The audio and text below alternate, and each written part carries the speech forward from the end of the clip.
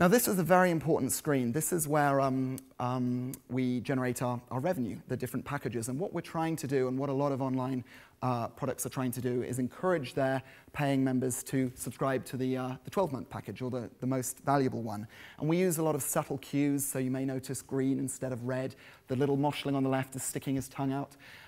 The one in the middle has fallen asleep. I don't know if those actually work, but we like to feel good about them. But there are other cues we use as well. And one thing that's very interesting with humans is that we are not very good at judging value in isolation. We need context to figure out how much something is worth. And there's a great example some of you may know from The Economist from a few years ago, where they offered a subscription package. The online-only version of The Economist was about $60. If you got print and online, it was $125. Print-only was also $125. Now, what happened was that most people went for the print online. They looked at the print online for $125 and thought, that's not good value. And then that was the context for them to go to the middle option. Now, what happens, and they ran this again, what happens if you take out the context, the print only? You'd think nothing, because no one had subscribed to that originally, but a massive reversal. Without that context, most people will just go for the cheapest option. There's nothing to let them know that that print and online package is good value.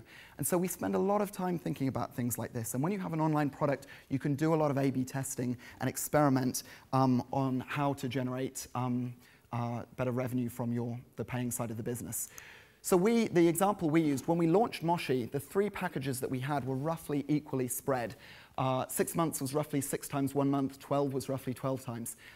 And that was the way it broke down. About 70% of people went for the 1 month package.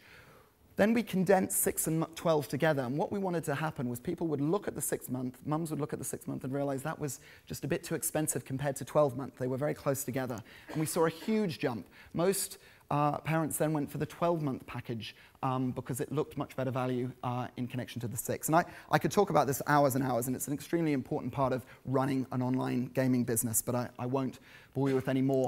There are a few great books out there. Dan O'Reilly's Predictably Irrational, Influence, one of the best business books I've ever read, well worth checking out, and William Poundstone's new book, Priceless.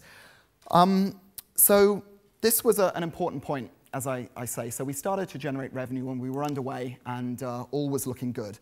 So going back to this graph that I showed at the start, the question that I get asked more than any other when I show this graph is, what on earth caused that tipping point last summer? Why did the game suddenly take off?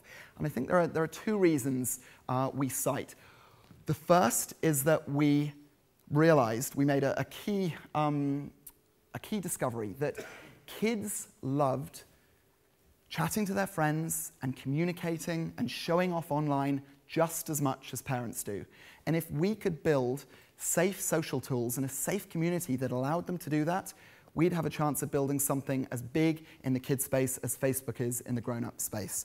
And around that time last summer, many of our new social features rolled out, and it made a massive difference. So we have a pin board where kids can send public, safe messages to each other. They can customize them. We have a news feed where they can see what their friends are getting up to.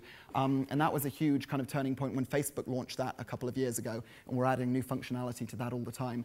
They've got a friends tree where they can show off who their friends are and show off who their BFFs are, their best friends forever, which usually change on a daily basis. And then ultimately they have their room that they can show off, and they all have their own unique URL that they can show to their friends at school or share on other sites that they use online. And this is my room, and you can see, if you look at this, this is almost like a Facebook or a MySpace page, but reimagined for an under 13-year-old.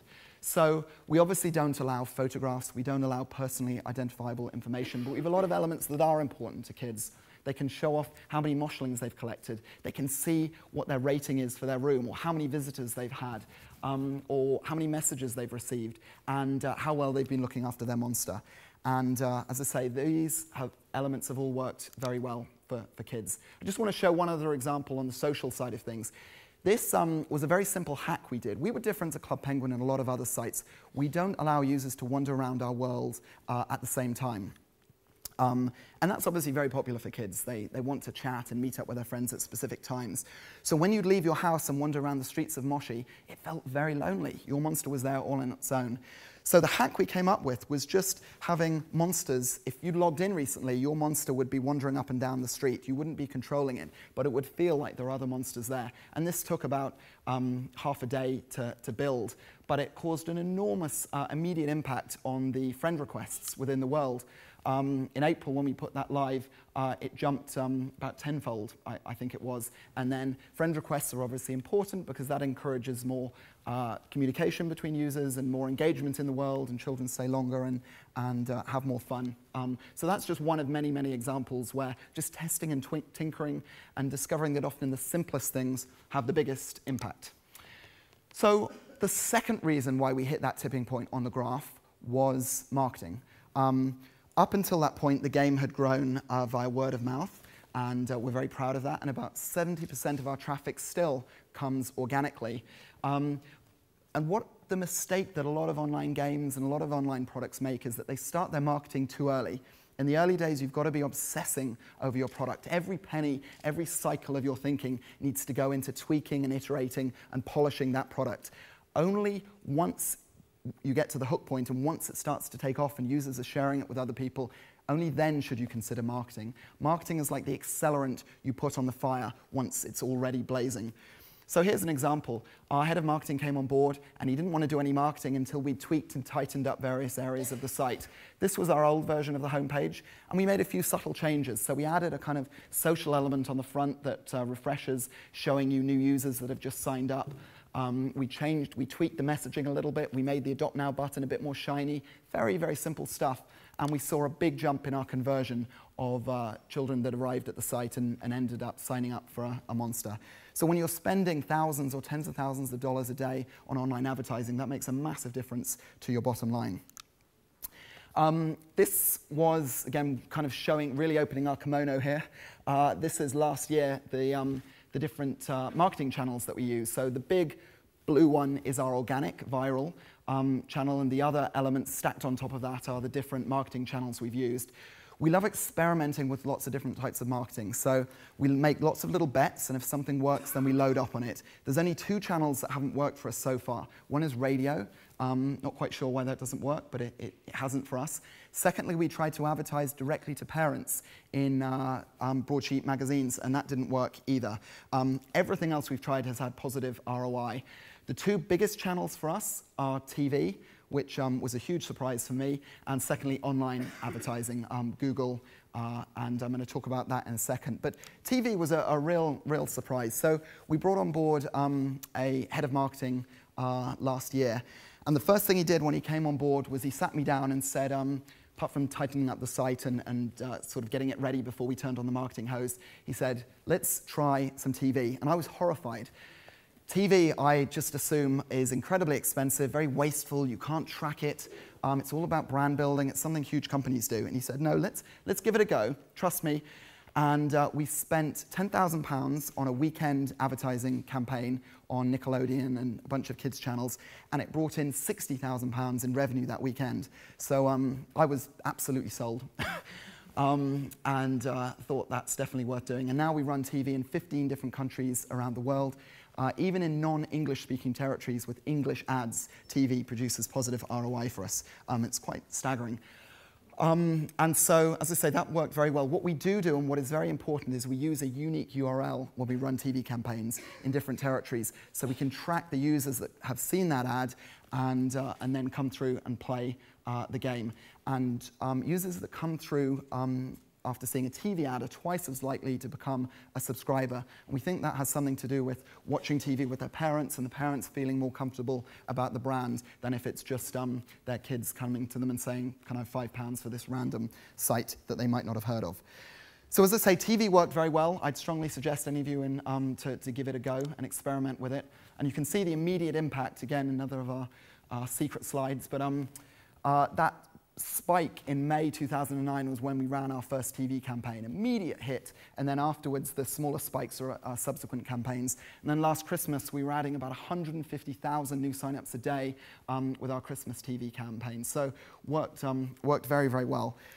I mentioned online advertising works well, and again, this is something where you really have to test. A lot of people try online advertising and just give up too early. You need to get experts involved to help you do this. So about 20% of our online traffic from Google comes from AdWords and text-based ads, but 80% comes from running visual ads on the content network through AdSense. And what we do is we test messaging, which is very cheap to iterate and test with the text-based ads, and then when we find stuff that works, then we get our designers to create visual ads. So for girls, Create Your Free Cute Pet has the highest click-through rate. For boys, Create Your Free Pet Monster. And again, we've learned a lot around that. So last couple of slides now. This may seem obvious, show me the funny, but when you're dealing with online content, especially in the kids space, attention spans are so short. You don't have time to ask hundreds of questions of your users before they sign up. You don't have time to ask them to download stuff. But it's amazing how many sites do this. I think a great example in the kids space is Poptropica, who have signed up tens of millions of users. Very, very easy to get straight into that game. But again, there are many that don't do that right. So get straight in to the fun stuff. And then you can always ask for registration details a little bit down the line. Attention to detail is extremely important as well. We've seen, I think just a year or so ago, there was something like 200 virtual worlds that were live or in development in the kids space, and the vast majority of those have now disappeared. And the reason, most of them just put product out there, didn't iterate, didn't change, and didn't realize how important all the tiny little details are. You have to absolutely obsess about your product, just as AAA developers do. It's no different. So yeah, a company we take a lot of inspiration from is Pixar. The way they craft their films is quite extraordinary.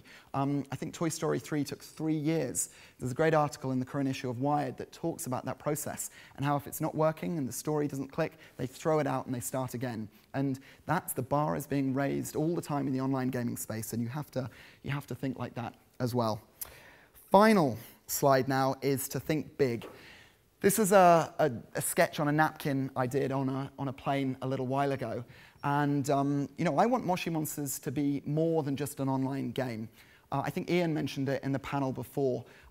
Game developers are wonderful at creating games, but we're not very good at exploiting our wonderful IP across different mediums. And in the age of the internet, there's so much more we can do now.